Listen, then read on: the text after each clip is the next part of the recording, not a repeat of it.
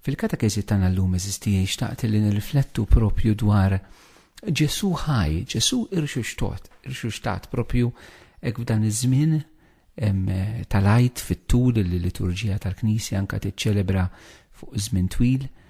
Hekk importanti nirriflettu daqsxejn ftit fuq il-qawmien ta' Ġesu. U nixtieq nitkellem hekk naqsam ftit magħkom riflessjoni dwar il-qawmien ta' Ġesu ma mhux ġara 2000 sena ilu, xi jfisser li Ġesu ħaj urxuxtat għalina llum. Għaliex din hija essenzjali eżistijaj. L-ewwel ħaġa, jekk Ġesu qed ngħid jekk mhux għax mhux vera, imma biex tifhmu dak li ħanejt. Jekk Ġesu ħaj, allura llum nistgħu ntaqgħu miegħu. Jekk Ġesu ħaj, illum nistgħu niltaqgħu miegħu. Mhux ngħidu x'ġara 2000 sena ilu.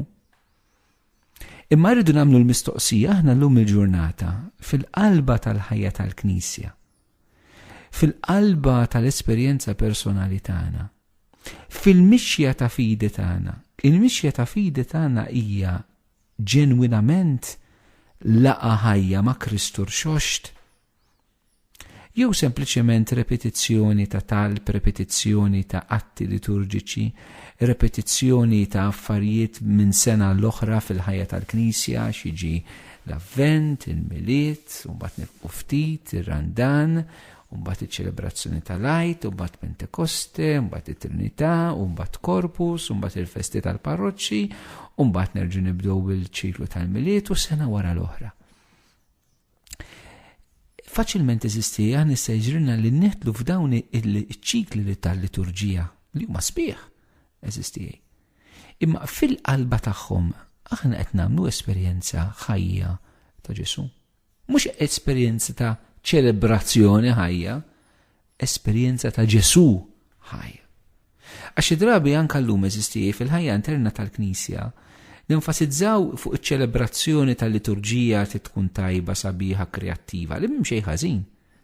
Però eżistija l-mistoqsija tagħna mhux kemm għandna ċelebrazzjonijiet ħajjin, kemm għandna ċelebrazzjonijiet tajbin, ma kemm għandna ċelebrazzjonijiet li fihom aħna niltaqgħu mal-mulej. Għax jiena nista' noħroġ mill-mument tal-liturġija, tal-quddies, tal-ċelebrazzjoni u ngħid ta' prayer meeting ngħid kemm ħadd pjaċir. Imma iltqajt ma' Ġesu? Għax din jeżistijaj hija l-qalba tagħna. Jekk Ġesu ħaj biex illum aħna nistgħu niltaqgħu miegħu. Lillum aħna nistgħu nesperjenzawh. Lillum aħna nistgħu ikonna relazzjoni ħajja intima profonda miegħu. Din hi possibbli. U allura nixtieq nistaqsikom mill-qalb, mu speċjali qed nitkellem għal minnu fil-qalba tal-Knisja eżistijaj. Aħna nixlaċ fil-qalb tagħna għal Ġesu. Ma neħdu xejn for granted. Kif diġà tant drabi ninqabdu f'patterns ta' riti tal-ħajja tal-Knisja, ninqabdu f'ħafna xogħol li nagħmlu fil-Knisja, int minn int, tista' tkun l-isqof, tista' tkun il-Papa, tista' tkun il-Kappillan, tista' tkun dak li tmexxi l-Kummissjoni Djakonija, l-Kummissjoni Familja, l-Kummissjoni Liturġija, Katekista, Leader ta' Prayer Meeting, Provinċjal, Superju ta' Komunità Reliġjuża, ma nafx min. Nistgħu nqabdu f'ħafna xogħlijiet illi jitfu l-għaġġ għall-intimità vera mal-mulej. U allura jekk Ġesu ħaj, aħna mhux naħdmu għalih irridu, ma naħdmu miegħu. Hemm differenza kbira. Min miet u mhux ħaj, min ma jeżistix, jaħdem għall-ideal, l-ideal li ħalla dak ma nafx min. Imma meta Ġesu ħaj, aħna ma naħdmux għall-ideal tiegħu, aħna naħdmu miegħu u mhux għalih. Miegħu fisser li nistgħu niddixxernu u x'qed jitlob minna issa, illum. Allura aħna rridu nagħmlu mistoqsija wkoll anke fuq il-pastorali tagħna, fuq l-evanġelizzazzjoni tagħna. Kemm aħna qegħdin infittxu Ġesu ħaj x'jixtieq mill-parroċċja tiegħi, x'jixtieq mill-komunità tiegħi, x'jixtieq fis-saċerdozju li jien qed ngħix. Jew moħħna biex naraw x'proġett aħna nagħmlu fil-parroċċja, fid-djoċesi, fil-kunvent, fil-komunità, fil-prayer meeting. li huma proġetti tajbin tagħna. Ma Ġesu ħaj mhijiex il-proġetti tajbin tagħna. Imma hu f'dixxerniment fl-ħajja miegħu x'qed jitlob minna. Jekk Ġesu ħaj eżistijej, Ġesu llum irridu nesperjenzaw u niftħu qalbna lih biex ikompli jagħmel dak li dejjem għamel. Ġesu għallem, Ġesu ħafer, Ġesu fejja, Ġesu eżorċizza. U dan li Ġesu ħaj illum fil-Knisja tiegħu jrid ikompli jagħmel. Ġesu jrid ikompli għallimna permezz tal-Knisja, Ġesu tkompli jfejjaqna permezz tal-Knisja, Ġesu tkompli jaħfrinna permezz tal-Knisja, Ġesu tkompli jaħlisna permezz tal-Knisja. Imma l-Knisja hija l-post fejn aħna qegħdin fil-verità pereżempju niltaqgħu ma' Ġesu ħaj ifejjaqna llum, jikkonvertina llum. Il-Knisja mhix il-post fejn aħna sempliċiment nagħmlu kuraġġ il xulxin, nagħtu kelma tajba lil xulxin, mija l-post tal-grazzja. Hija l-komunità tal-grazzja, hija l-komunità fejn mhux għandna riflessjoni mentali, intellettwali dwar Ġesu, dwar x'inhu tajjeb, x'inhu ħażin, dwar l-għan tal-ħajja tal-bniedem, mhijiex sempliċement hekk. Tista' ma tkunx nisrani għal dawn l-affarijiet. Imma il-post fejn aħna nirċievu l-grazzja tal-Alla. Din l-esperjenza ħajja eżistijej. Allura din nistaqsu ftit imma aħna in-nies fil-komunità tiegħi, in-nies fil-qudies tal-ħadd fejn mur jien, in-nies fil-parroċċja tiegħi qegħdin ifiequ. Qegħdin iduru lejn Ġesu. Qegħdin jaraw il-Ġesu jaħdem. Jekk Ġesu ħaj qiegħed jaħdem, x'qiegħed jagħmel il-murej fil-ħajja tiegħek? X'qiegħed jagħmel il-murej fil-parroċċja tiegħek? Xi drabi eżistijej aħna iktar faċli noqogħdu naraw Alla x'mhux qed jagħmel milli Alla x'qed jagħmel. L-ewwel insara meta kienu jiltaqgħu bejniethom ma kinux jiddiskutu l-proġetti li kellhom. Imma l-ewwel ħaġa li kienu jagħmlu kienu jaqsmu bejniethom l-esperjenza ħajja ta' Ġesu. Ġesu x'kien qed jagħmel? X'qed jagħmel qalb il-pagani, Ġesu kif kienet ifejjaq, Ġesu kif darilhom. Din l-esperjenza ħajja diretta tanġibli tiegħu għax huwa l-irxoxt. Eżistijej. Imma aħna meta nintaqgħu bejnietna, meta jinġabar il-kunsill parrokjali, meta tinġabar komunità reliġjuża, meta jinġabar l-affarijiet ta' dioċesi, meta jinġabru s-saċerdoti bejniethom, fuq xiex nitkellmu. Nitkellmu fuq dak li qed naraw il-mulej qed jagħmel. U jekk li għaliex, għax maħniex narawh, għax m'għandniex fidi, għax aljenati fil-proġetti tagħna, fit-tajjeb li aħna rridu nagħmlu, għax irridu nitkellmu fuq x'nagħmlu aħna u ma nitkellmux fuq x'jagħmel Alla. Forsi narawh esaġerat dan id-diskors. Jista' jkun għal uħud jarawh esaġerat għax forsi jikxef ċerta verità eżistijej.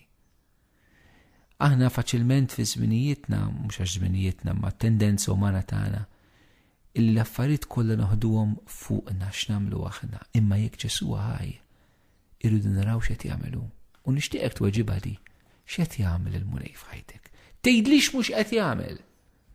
X'qiegħed jagħmel għidli? Aħna rid ikollna dinha waqgħat fidi fl-irxoxt eżistijej li jekk Ġesu ħaj qiegħed jaħdem. U rridu fil-każ nitolbu lill-Ispirtu Santu li jiftħilna għajnejna biex naraw dak li l-mulej qiegħed jagħmel. Għax xi drabi aħna omja maħniex kapaċi naraw l-irxoxt meta qiegħed hemm imma ma narawx. Li mhux narawh bl-għajnejn tal-ġisem tagħna ma bl-għajnejn tal-fidi tagħna. L-għajnejn tar-ruħ, l-għajnejn tal-qalb, l-għajnejn tal-Ispirtu Santu uża l-espressjoni li trid imma l-kapaċità li tara l-Ġesu ħaj jaħdem. Jekk Ġesu ħaj, allura aħna rridu nitkellmu ħafna dwaru. Eżistijej. Ġesu mhux filosofija, Ġesu mhux ideoloġija, Ġesu mhux jissetta valuri. Ġesu huwa persuna, allura ma nixbaw fil-Knisja ma rridu nixbaw qatt nitkellmu dwar Ġesu għax hu persuna ħajja. Li rrid jiġi jiltaqa' mal-bniedem, li rrid iħobb il-bniedem, li rrid jaħfel, li rrid ifejjaq. Li konna din l-esperjenza vera tiegħu. Il-Knisja teżisti biex tfakkarna dwar Kristu, biex titkellem dwar Kristu, biex tiċċelebra l-Kristu. Eżisti. Il-Knisja mhix xi ħaġa biex toqgħod tagħmel l-opri ta' karità. L-opri ta' karità li jsuru fil-Knisja huma r-riżultat tal-irxoxt. Eżisti. Ir-riżultat ta' min iltaqa' verament ma' Ġesu. Tista' ma tiltaqax ma' Ġesu tagħmel l-opri ta' karità wkoll. Imma dak mhux l-iskop ta' Knisja. Il-Knisja teżisti biex tipproklama, biex tiċċelebra u biex tgħin in-nies jiltaqgħu il-Ġesu x'taħt. Ix-xandru tiċċelebrah u tgħin il-poplu Alla jiltaqa' mal-persuna ħajja ta' Kristu. Int għandek dan il-vibe ġewwa fik. Int għandek din il-konvinzjoni, għandek dan il-feeling, għandek din il-fidi jgħid li trid hekk ta' dil-preżenza ħajja ta' Kristu. Meta tmur il-quddies fil-komunità tiegħek tmur fejn tmur. Hekk hemm dil-expectation ħammu niltaqa' mal-mulej. ħammu niltaqa' mal-mulej. Qegħdin fil-komunità bejnietna fl-imkien kif kienu l-apposti fiċ-ċenaklu u Ġesu ħajdrinna. Ġesu ħajkun fostna. Meta ħnisma' l-kelma Alla mhix ħammu nitgħallem, imma ħammu nisma' l-Ġesu jkellimni. Meta m'hemmx l-esperjenza ta' Ġesu ħaj, il-lomilija l-qari tal-Bibja fil-Vanġelu noħduh bħala talim. Ħa naraw se jgħid il-Fader. Ħa naraw x'tgħid il-kelma Alla, se nitgħallem. Ġesu qed ikellimni. Lil il-Fader, lil min qed jaqra. Huma b'istrumenti f'idejh, imma l-mulej qiegħed ikellimni ħaj, issa, illum, f'dak il-mument. Imma aħna għandek din il-konvenzjoni ħbib tiegħi. Jekk m'għandniex mhux qed inċanfru l-ħadd, ejjew nitolbuha. Għax il-fidi għadon, il-fidi rigal. Il-fidi ma tiġix għax jiena nipprova nħoss xi ħaġa. Il-fidi ma tiġix għax jien nipprova nikkonvinċi lil nnifsi mentalment. Il-fidi rigal tal-Ispirtu Santu. U rrid nitloba jitolbuh mill-qalb maħbubin tiegħi li jagħtikom mill-qalb dan id-don tal-fidi.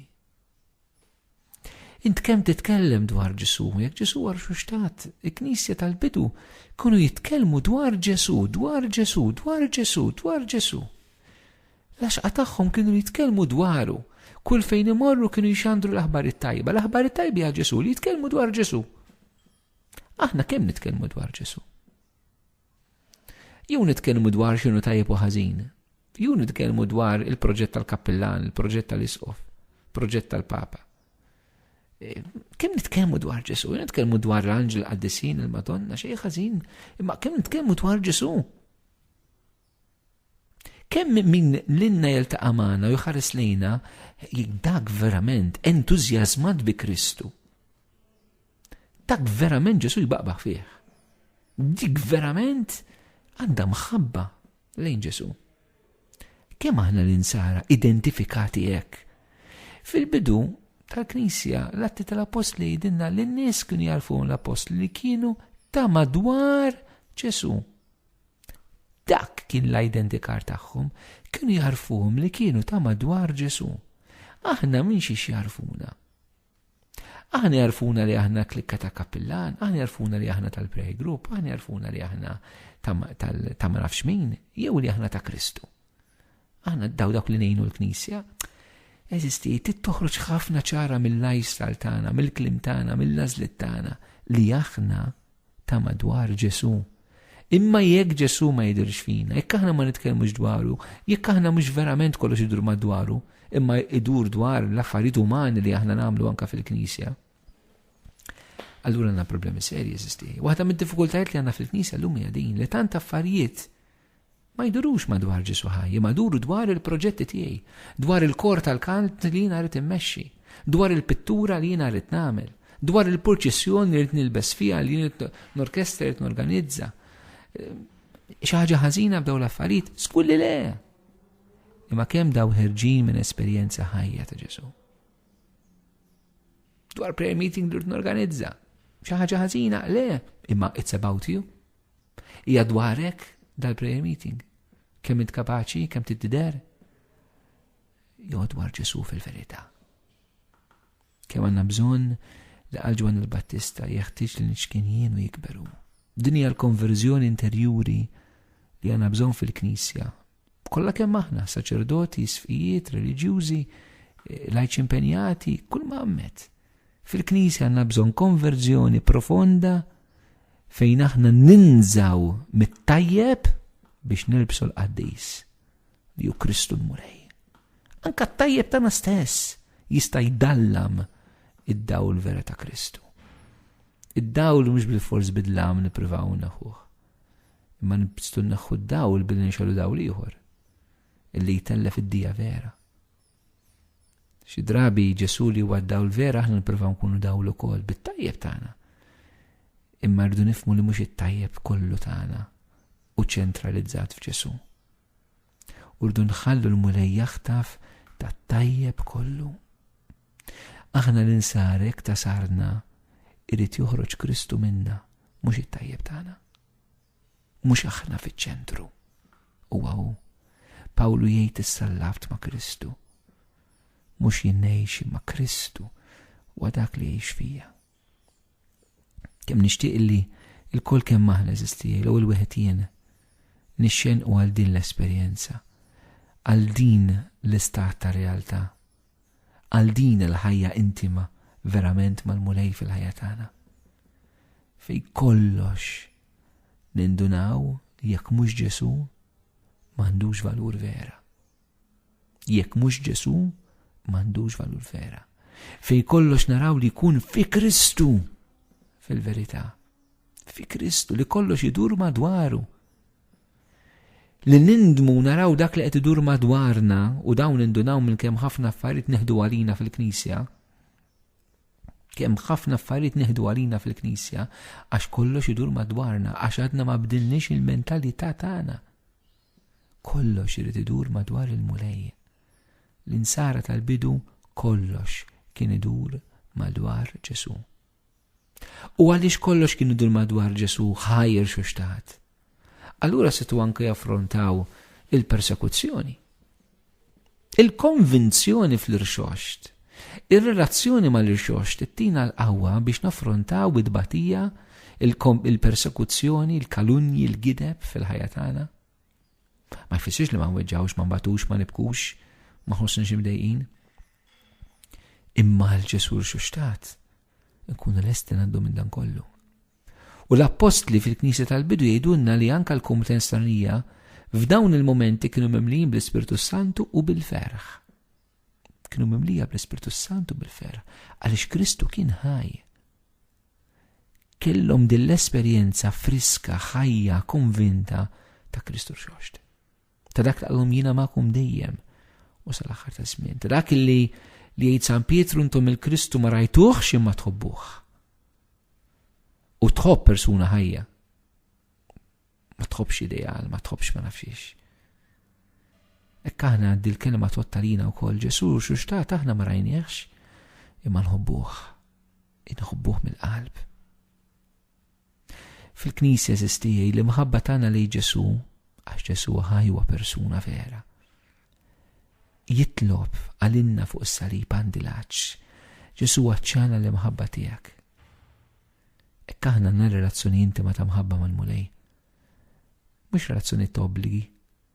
Relazzjoni ta' biżar, relazzjoni ta' noqgħod attent li nagħmel xi ħażin u nagħmel is-sewwa. Relazzjoni ta' mħabba. Għax anke ma jemmenx, frankament jista' joqgħod attent li ma jagħmelx il-ħażin ma jagħmel it-tajjeb. Ma min jemmen rid relazzjoni intima ta' mħabba mal-Mulej. Ejju eżisti f'dan il-mument nagħmlu l-att ta' fidi flimkien. U nemmnu f'din preżenza ħajja ta' Ġesu f'nofsna, issa f'dan il-moment. U li qed iqgħadna flimkien anke permezz tal-programm b'din it-taħdita. Nistedinkom illum nagħlqu dan il-katakezi sistij b'mument qasir ta' talb li jpoġġina f'kuntatt dirett ma' Kristu xoxt. Qed tagħmlu x'qed tagħmlu jekk kienu possibbli bħalissa, nistedinkom qiegħu ftit. Poġġu bil-qiegħda. Għalqu għajnejkom. Inġabru fikom infuskom. U b'mod sempliċi għamlu għatta fidi. Ġesu jina nemmen li jint qomt mill-mewt. Ġesu jina nemmen li jinti ħaj issa miegħi. Ġesu jina nemmen li jinti qiegħed hawn ħdejja. U nitlobkom sabiex f'dan il-ħin kif tagħmlu dan l-għatta fidi tirċievu dak li ħanitlob għalikom bħalissa. Mis-seħanin nixtieq nfaħrek u nirringrazzjak tal-li tajtna il-libnek Ġesu li mietu qam il-mewt. Nitolbuk mulejsa biex inti f'dal-ħin joġbok titlob għalina l-Missier li jfawwarna u jimlina l-kol kemm aħna bil-preżenza qaddisa tal-Ispirtu Santu. Nitolbok mulej, inti li qed ħajf nofsna, poġġi jdejk fuq daw kollha li għandhom bżonn jiġġeddu fil-fidi. Mulej nitolbok f'dal-mument għad id-don tal-fidi il-kull min iħossu isu fjamma li qed jintefa' fil-ħajja tiegħu. Il-kull min qed jiddubita, il-kull min mhux konvint, nitolbok sewwa bl-Ispirtu Santu li jagħti l-konvinzjoni il-qlub l-iktar dubjusi f'dan il-moment. Irċievu d-don tal-fidi f'isem Ġesu Kristu. U nikmanda kull spirtu ta' nuqqas ta' fidi li jitlaq mill-ħajja tiegħek. Nitolbok mulej ukoll sabiex inti tpoġġi idek fuq il-persuni kollha morda. Inti ħaj qiegħed fostna bħalissa. Kif fil-bidu tal-Knisja seħħibt il-kelma fl-imkien mas-sinjali, mal-fejqan u l-mirakli. Nitolbok sieħeb din il-kelma issa f'dan moment bil-fejqan u l-mirakli tiegħek. Nitolbok poġġi jdejk mulej Ġesu fuq il-morda li qegħdin isegwu. U nitolbok sabiex inti tfejjaq il-mart mulej. Nitolbok fejjaq persuna li għandha xi kondizzjoni fil-on mulej. Kullu ġieħ fil-on poġġi jdejk inti fuq dawk l-irkiekel mulej, kull artrite mulej Ġesu, n-nervituri. Fejjaq kull persuna li għandha frozen shoulder mulej f'dal moment. Il-libera u eħles dik il-kondizzjoni mulej. Nitolbok għal nies li jbatu bl-artrite mulej Ġesu. Fejjaq mulej il-ġogi tagħhom, fejjaq kull infjammazzjoni. Fejjaq mulej Ġesu lu ġieħ fix-xatka mulej. Kull min għandu kondizzjoni fix-xatka tieħ il-fejqan tiegħek. F'dan il-moment mulej ġib fix-xejn mulej dak lu ġieħ. Kull min għandu kondizzjoni fil-muskoli nitolbok mulej. Fejjaq kull kondizzjoni fil-muskoli, fejjaq il-fibromyalgia mulej nitolbok. Fismek niċħad din il-kondizzjoni f'min ibati biha. Nitolbok mulej għal min ibati b'xi kondizzjoni f'għajnejh mulej, fil-kornea, fil-retina, nitolbok biex inti ġib il-fejqan tiegħek mulej nitolbok f'dal-ħin. Nitolbok għal min iħossu waħdu, imla inti l-qalb tiegħu bil-preżenza qaddisa tiegħek. Nitolbok fejjaq is-sinuses mulej u kull min għandu xi kondizzjoni fl-imnieħer dal-moment nitolbok fejjaq int, kull min ibati b'xi msiemer mulej nitolbok ġib fix-xejn din il-kondizzjoni mulej. Nitolbok min għandu xi kondizzjoni fil-ħanek ukoll għatih il-fejqan tiegħek mulej. Anka fis-snien. Miss int mulej Ġesu il-ġisem marit tagħna. Nollilek mulej il-morda kollha bil-kanser ukoll, nixxef kull ċellula marida tal-kanser mulej għall-glorja tiegħek. Nitolbok mulej għati glorja lill-ismek u għamel li dawn ħutna kollha qed nitolbu għalihom jagħmlu esperjenza ħajja tiegħek illum fi żminijietna. U grazzi mulej għal dak kollu li jint għamilt għalina. Grazzi Ġesu għal dak kollu li qed tagħmel fil-ħajja tagħna. U grazzi Ġesu għal dak kollu li se tkompli tagħmel għax inti l-istess il-bieraħ illum u għal dejjem.